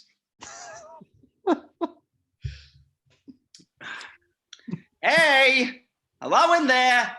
Hey, what's so important? What you got there that's worth living for? True love. True love. You heard him. You could not ask for a more noble cause than that. Sonny, true love is the greatest thing in the world. Except for a nice MLT of mutton, lettuce, and tomato sandwich where the mutton is nice and lean, the tomato is like so perky, I love it. But that's not what he said. He said to blave, which we all believe needs to bluff. So you're probably playing cards and he cheated and— Liar! Get back, bitch! Not a witch, I'm your wife. But after what you just said, I'm not even sure I want to be that anymore. You never had it so good. True love, he said true love, Max, my God. Say another word, Valerie. Hi, he's afraid. Ever since Prince Humperdinck fired him, his confidence is shattered. Why would you say that name? You told me you would never say that name. What, Humperdinck? Humperdinck. Ah, Humperdinck. Ooh, Humperdinck. I'm not listening. Humperdinck. Nobody say nothing. Firing, and you don't have the decency to say why you won't help. Humperdinck. Humperdinck. Humperdinck. But this is Buttercup's true love. If you heal him, he will stop Humperdinck's wedding. Humperdinck. Humperdinck. Shut up. Wait. I make it better than Humperdinck Suppers? Humiliations galore. That, my friend, is a noble cause. Give me the 65. I'm on the job. Yeah. Cut to a lump. It is somewhat smaller than a tennis ball. We pull back to reveal Max and Valerie, exhausted, looking at the lump with a beatific pleasure, as Valerie, cooking utensil in hand, covers the thing with what looks like chocolate. Inigo and Fessick stare at the thing too, but more dubiously. That's a miracle pill? The chocolate coating makes it go down easy, but you have to wait 15 minutes for full potency, and you shouldn't go swimming after at least what? An hour. Yeah, for an hour. A good hour, yeah. Yeah, a good hour. Thank you for everything. Okay. Bye-bye, boys. Have fun storming the castle. You think it'll work?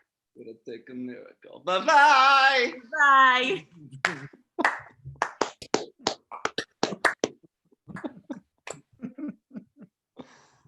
Fessick, Inigo, and Wesley are on the top of the outer wall of the castle. They look down to the front gate of the castle, where 60 brutes are visible. Fessick is thunderstruck, but how many brutes are there? Upset, he turns to Inigo, who is concentrating unsuccessfully at trying to prop Wesley against the wall. Inigo, there's more than 30. What's the difference? We've got him. Help me here. We'll have to force feed him. Has it been 15 minutes? We can't wait. The wedding's in half an hour. We must strike in the hustle and the bustle beforehand. Fessick, using all his strength, has managed to get Wesley into a right-angled sitting position, while Inigo brings out the miracle pill. Tilt his head back. Open his mouth. How long do we have to wait before we know if the miracle works? Pill in hand, he drops it into Wesley's mouth. I guess it's as good as mine. I'll beat you both apart. I'll take you both together. I guess not very long. Why won't my arms move? He sits there immobile. You've been mostly dead all day. We had Miracle Max make a pill to bring you back. Who are you? Are we enemies? Why am I on this wall? Where's Buttercup? Let me explain. No, there's too much. Let me sum up. Buttercup is marrying Humperdinck in a little less than half an hour, so all we have to do is get in, break up the wedding, steal the princess, make our escape after I kill Count Rugen. That doesn't leave much time for dilly-dallying. You just wiggled your finger. That's wonderful. I've always been a quick healer. What are our liabilities? There is but one working castle gate, and it is guarded by 60 men. And our assets? Your brains, physic strength, my steel. That's it? Impossible. If I had a month to plan, maybe I could come up with something, but this? You just shook your head. That doesn't make you happy. My brains, his steel, and your strength against 60 men? And you think a little head jiggle is supposed to make me happy? I mean, if we only had a wheelbarrow, that would be something. Where did we put that wheelbarrow the albino had? Oh, over the albino, I think. Well, why didn't you list that among our assets? It's in the first place. What I couldn't give for a Holocaust, what? What? Holocaust cloak. What does that mean? There we cannot help you. Well, this too. Where did you get that? Miracle Max. It fits so nice, he said I could keep it. All right. Come on, help me up. Now, I'll need a sword. Why? You can't even lift one. True, but that's hardly common knowledge, is it? Thank you. Now, there may be problems once we're inside. I'll say. How do I find the Count? Once I do, how do I find you again? Once I find you again, how do we escape? Don't pester him. He's had a hard day. Right, sorry. Inigo. A shot of the three of them in profile. What? Go ahead. Inigo. Yeah, what? I hope we win. Buttercup is in her bridal crown, and she's incredible. It's not just her beauty. There's a tranquility about her now. The prince is fastening a pearl necklace around her. You don't seem very. You don't seem excited, my little muffin. Oh my God. Should I be? One more. Brides. I'm told. I do not marry tonight. My Wesley will save me. Where Wesley is looking down on the gate with Inigo and Fessick. At the main gate of the castle, Yellen's standing there, flanked by his 60 brutes. Wesley and Inigo and Fessick are looking out at the enemy.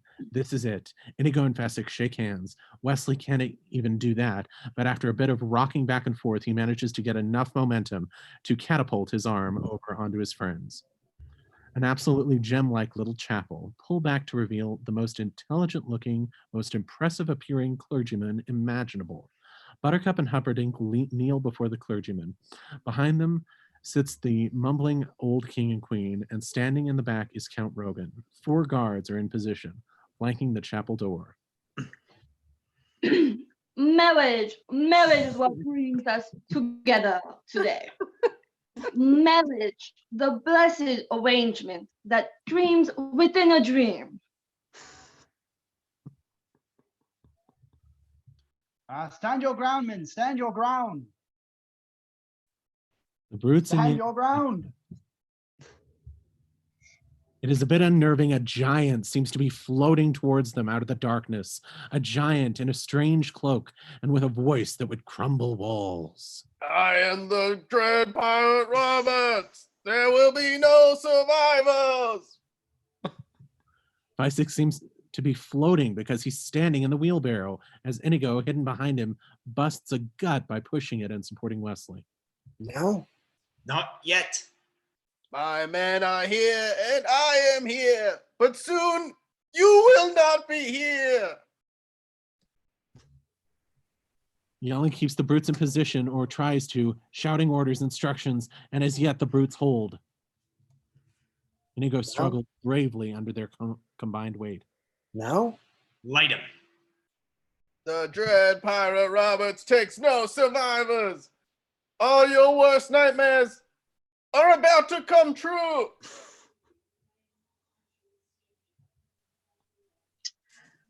Cut to the chapel. When love, true love, will follow you forever. Prince Humperdinck turns quickly, giving a sharp nod to Count Rogan, who immediately takes off out of the chapel with the 4 guards. As Fessick, flaming and scary as hell. The dread pirate Roberts is here for your souls. Suddenly, the brutes just scream and take off in the panic, yelling. Stay where you are. I said stay where you are. Inside the So chapel. try to your love. Get to the end. Have you a ring? Humperdinck whips out the wing and screams are very loud outside. Here comes my Wesley now.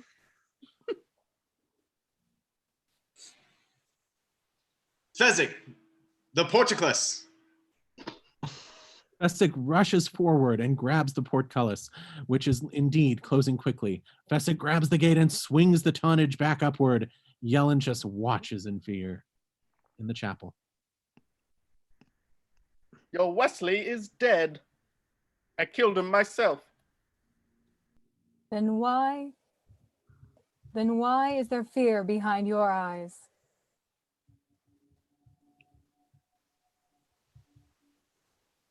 Give us the gate key.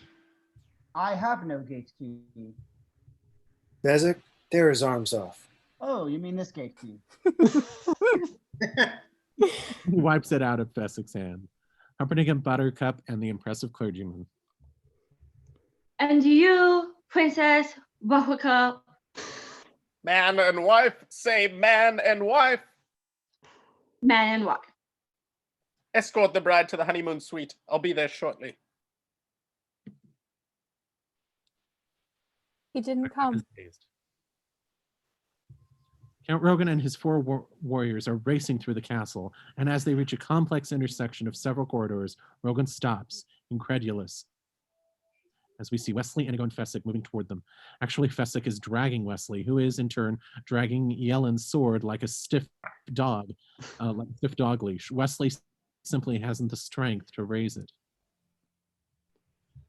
Count Rogan, as the confrontation is about to start. Kill the Dark One and the Giant, but leave the third for questioning. As the warriors attack, Inigo goes wild, and maybe the warriors are good. Maybe they're even better than that, but they never get a chance to show it because there is something now. This is Inigo gone mad, and the 6-fingered sword has never flashed faster, and the 4th warrior is dead before the first one has even hit the floor. There is a pause, then. Hello, my name is Inigo Montoya. You killed my father. Prepare to die. Count Rogan for a moment just stands there, sword in hand. Then he does a most unexpected thing. He turns and runs the hell away.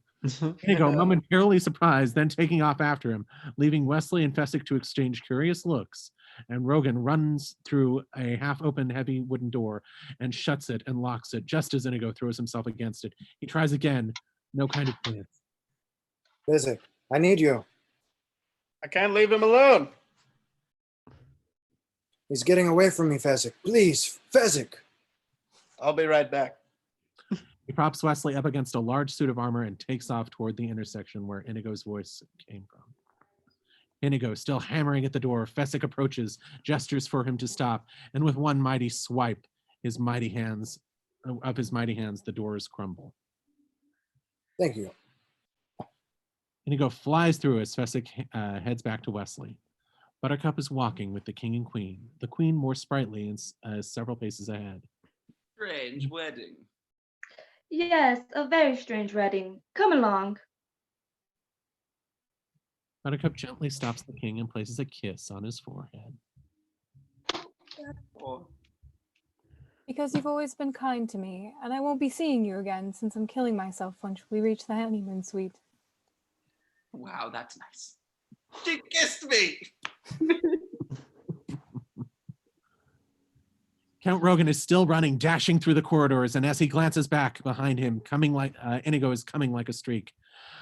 With a large suit of armor, Fezzik is gaping, staring at all those choices, trying to piece together the puzzle of the missing Wesley. Count Rogan flashing out of the room, down a staircase, picking up his pace. He pulls out a deadly-looking dagger and with a sharp point and a triangular-shaped blade and sprints on. Inigo closing the gap closer, and as he goes down the stairs, heading into a dining hall, and Count Rogan throws the dagger. Inigo trying like hell to get out of the way, but no, and it sticks deep into his stomach, and he hurtles back helplessly against the wall of the room, his eyes glazed, blood coming from his sword. The room is going white on him.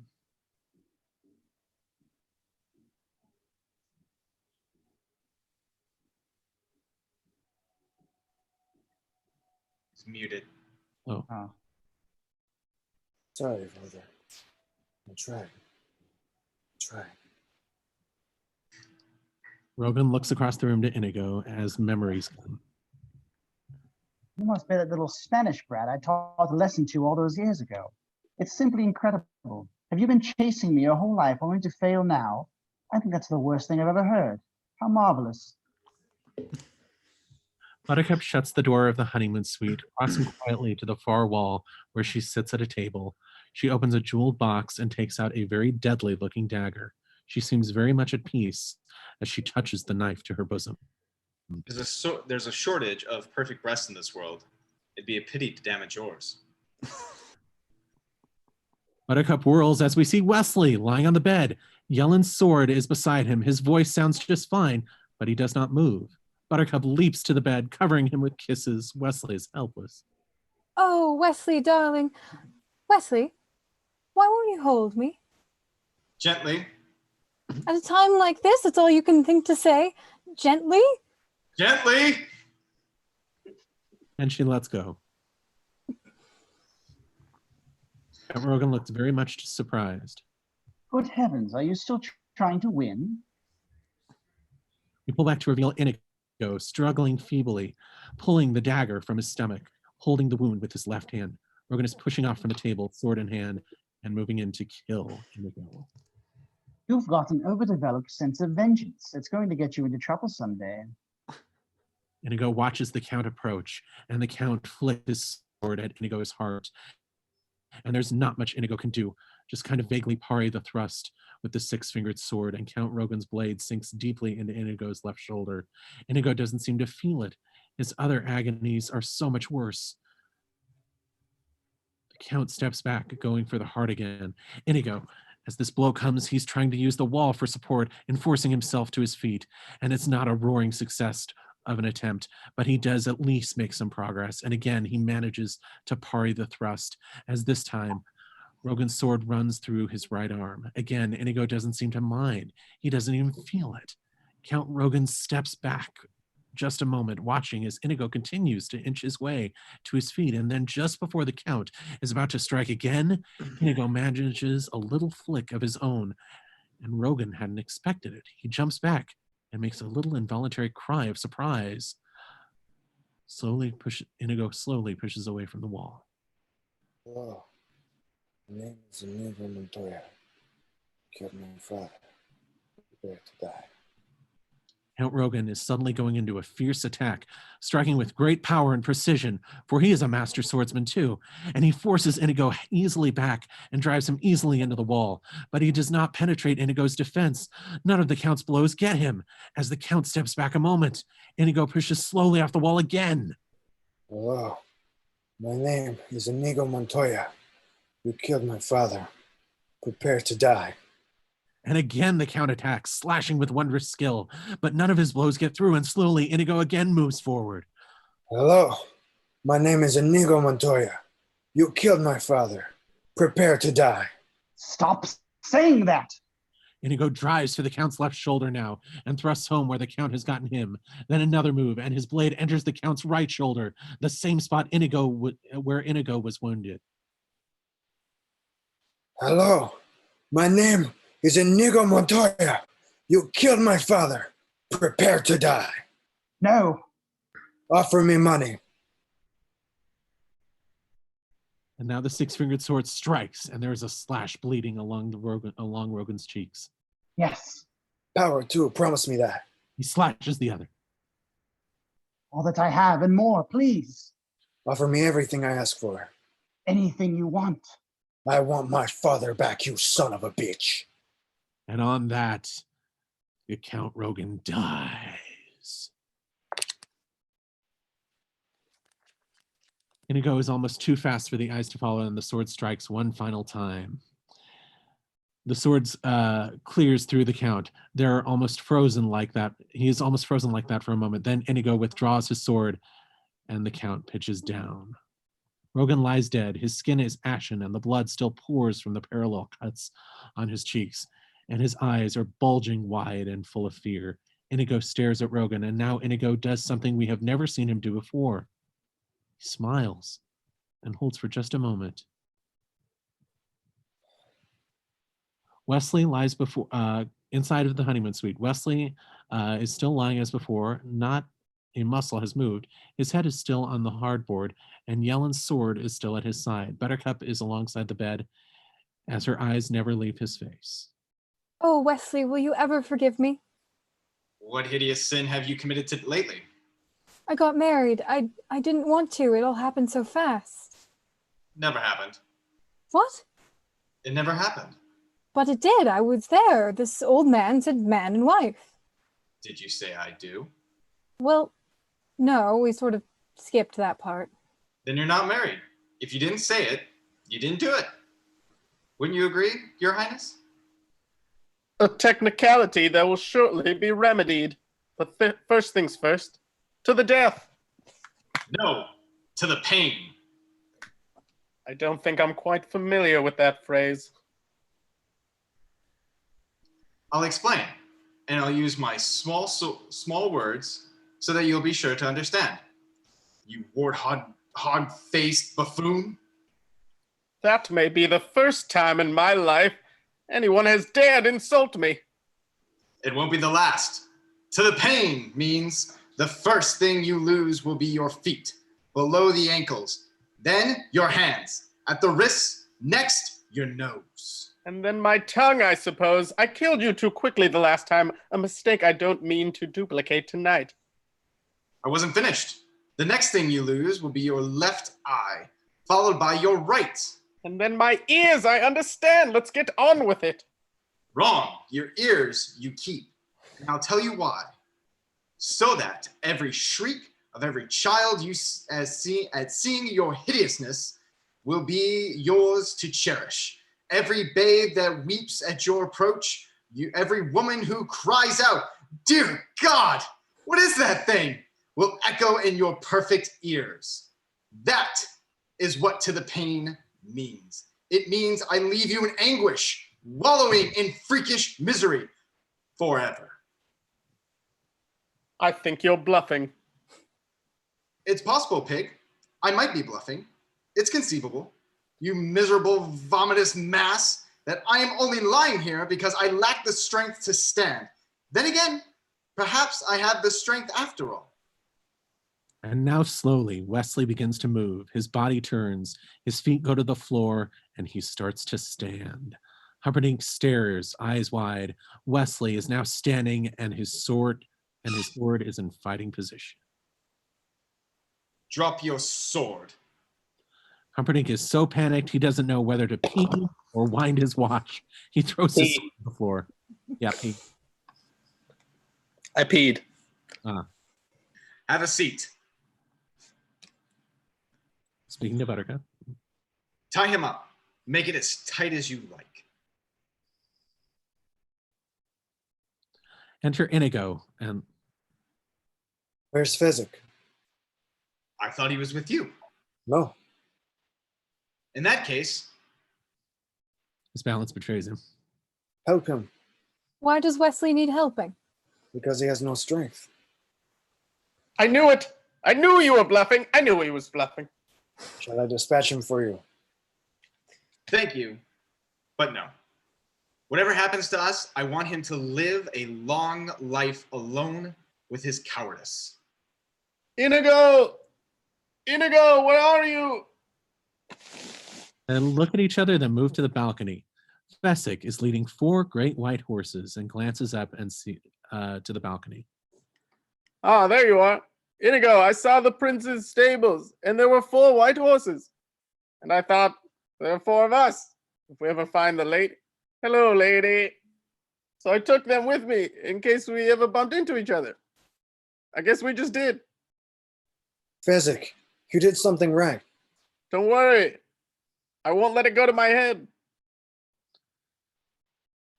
Cut to something very unexpected and lovely. Buttercup floating through the air. What's happening, of course, is that she's jumping from the balcony so Fesic can catch her, but her fall is in slow motion, so we might think she was flying. Wesley and Inigo watching as Fesic catches Buttercup. You know, it's very strange. I've been in the revenge business so long. Now that it's over, I don't know what to do with the rest of my life. Have you ever considered piracy? You'd make a wonderful Dread Pirate Roberts. The 4 glorious white horses with their 4 riders triumphantly racing through the night. Buttercup and Wesley are at last, their trials are done, and they stop. They rode to freedom, and as dawn arose, Wesley and Buttercup knew they were safe. A wave of love swept over them as they reached for each other. What? What? No, it's the kissing scene. You don't want to hear it. I don't mind so much. Okay. Since the invention of the kiss, there have been 5 kisses that were rated the most passionate, the most pure. This one left them all behind. The end. Now I think you ought to go to sleep. Okay. Okay. All right. So long. Grandpa? Maybe you could come over and read it again tomorrow.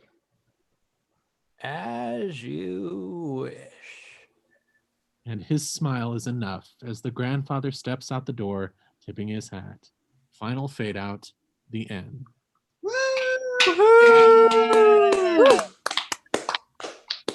I love Star Wars. Jeremy, I think you're in the wrong. What? Next week. I'm terribly late. That's next week, Jeremy. Next week. Jeremy, you sure you want to do this all again tomorrow? You're doing tomorrow.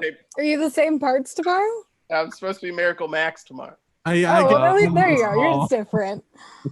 Yeah, we'll speak, Jack. We'll speak. Okay. talk to my agent. That was so good. Yeah, you guys were a lot of fun. Miracle Max. Wonderful film. All right, guys.